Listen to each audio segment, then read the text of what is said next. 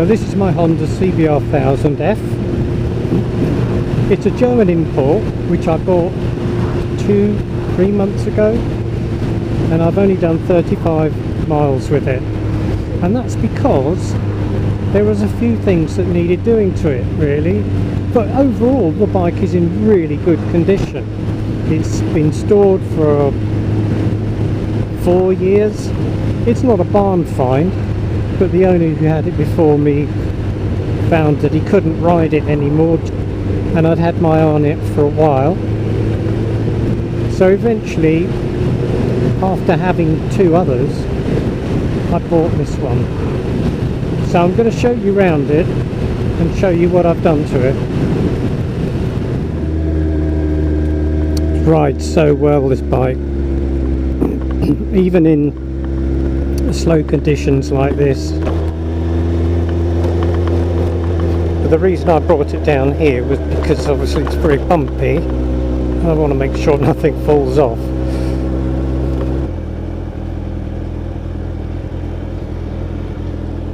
Oh, it's very warm. And there we are. Whew. Okay, here we are in the heart of East Sussex, in between Mark Cross and Tunbridge Wells. There is front, that's very true. But I want to introduce you again to my Honda CBR1000, as it looks a little bit different now to what it did. So here she is. So what have we done? Well, it did have black wheels, so they had to go. So we've had the wheels off and had them powder coated, front and rear.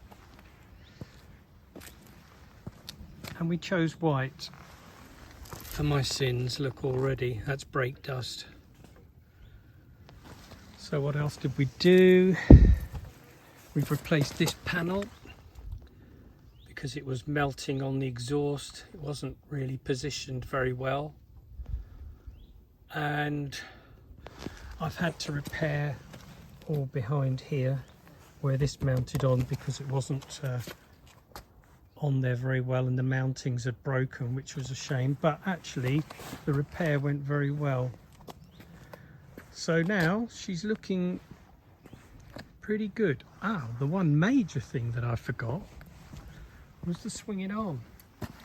Now on these here, the battery, the wet battery, used to drip down on that and then it would rust it.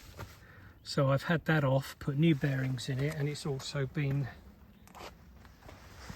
powder coated. It's touching there again.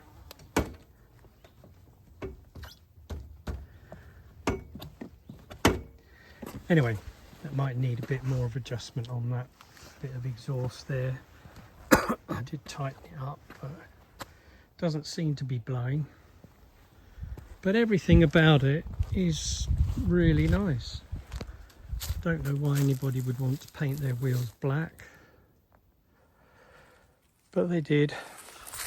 But this is a German import, and the owner before me had it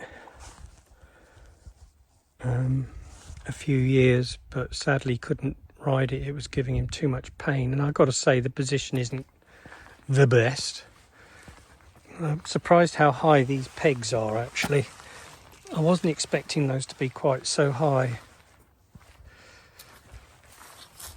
But it's in really nice condition. Now that we've done those little bits and pieces to it, it's even better, which is great. Just kept an old girl on the road and doing what she should do.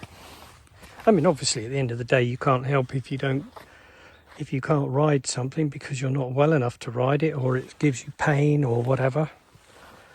So we've just given it an oil change. So she now runs nice and quiet, whereas before it was just a little bit noisy. But the only one thing I've noticed that is, apart from little things like this, is this, the seat. But I'm not overly worried about that, to be honest. Parts are very hard to get for these now, especially nice parts. So I'm very lucky that it's in such good shape. And it does ride really well. So yeah, any panels that you need to repair or whatever, because you can't get them. I mean, they are available, but it's very difficult. There's a little scratch here, but again, that's, you know, otherwise everything else is. And there's a brake here, but I've noticed that happens a lot. The last two I had did that, which was very odd. So it seems to be a bit of a weak point there.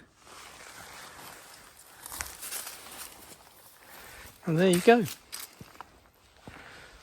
Anyway, it's no good standing there. We need to get out and give it a little whiz again. I just, as I say, wanted to give it a bit of a shakedown after having it all apart and make sure everything is okay. So there you go. So there's some nice little roads around here to go for a little run up.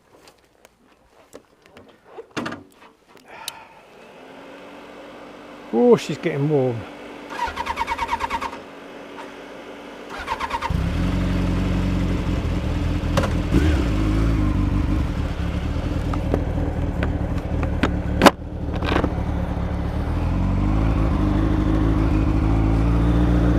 Oh, there we go.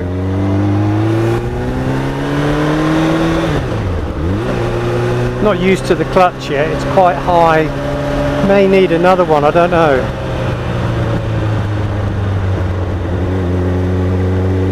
But again, I'm just taking it easy just to make sure everything's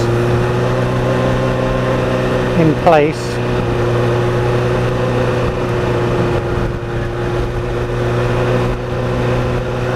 And works. Had a bit of trouble with the temperature gauge, but we managed to sort that out. We found it was a contact actually on the gauge unit, so that took a bit of time to work that out, but we got there in the end.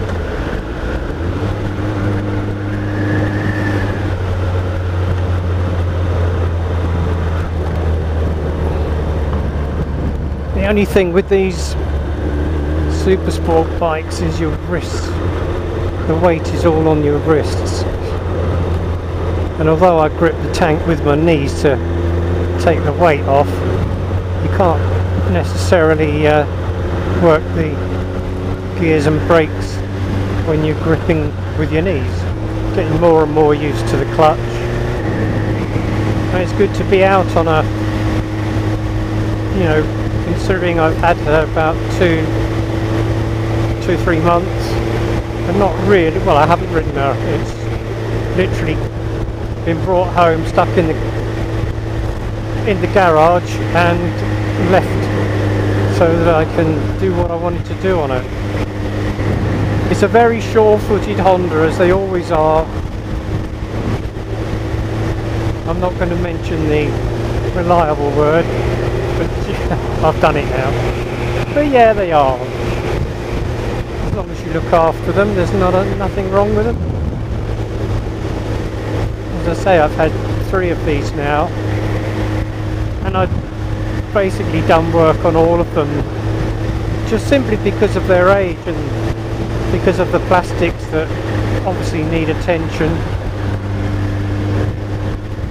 And I mean, yes, they are heavy, but anything is heavy when it's 1000cc.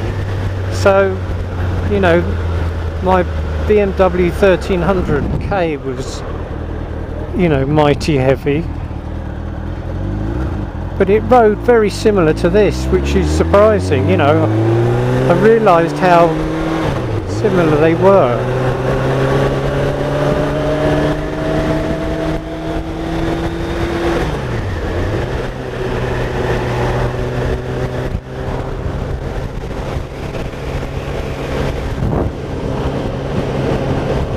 I think the red is a good colour to have actually, it's very bright.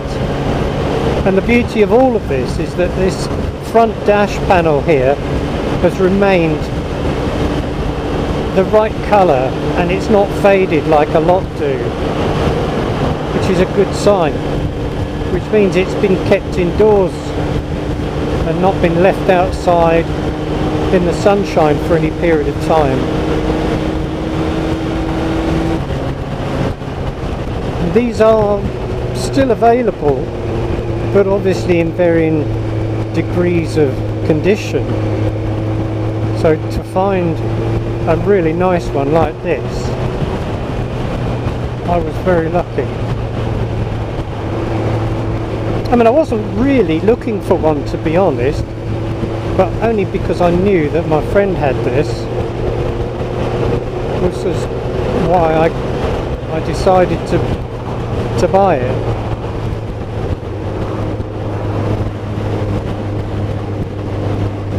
When I started biking again after a 25-year gap because of family and what have you, I started with a 1100 BMW, which I paid £800 for. I bought it from Brighton.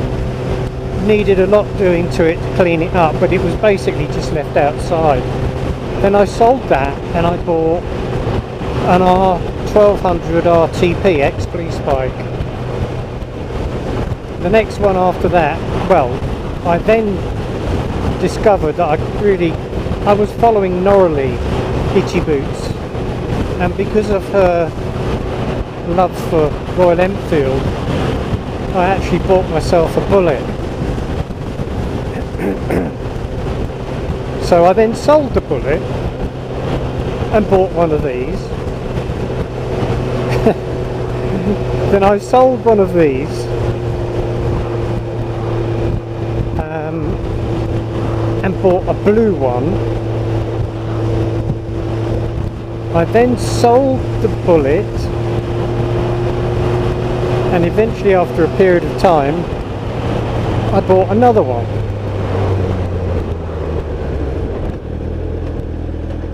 So it's kind of gone full circle really. Anyway, I have a surprise for you on the channel, and I'm not going to divulge anything just yet. Yeah, it's all very confusing. And not forgetting the Benelli TRK 702X, which I still have. But I only have, well, I have 3 bikes. And I consider myself very lucky to have 3 bikes. But then I'm 63 this year.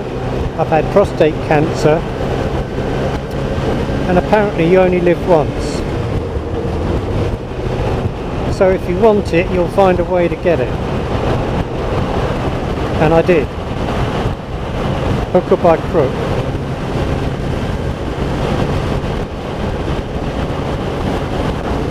So just bear that in mind.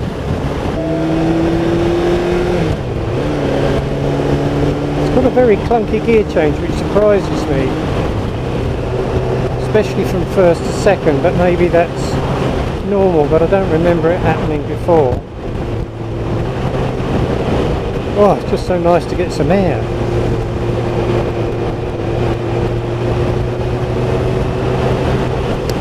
So I'm planning to use this to go to work on in the morning. I'm up at 2 AM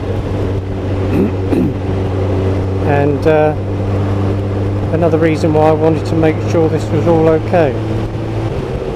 So far so good. I'm just going to stop up here. I've got to look at my phone.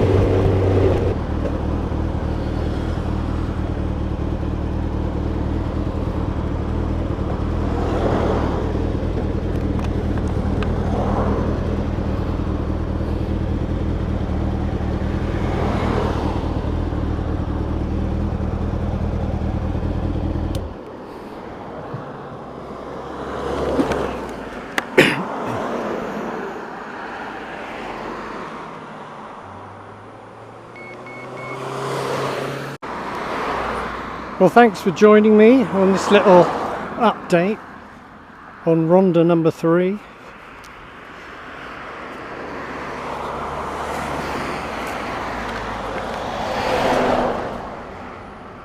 So, home time now.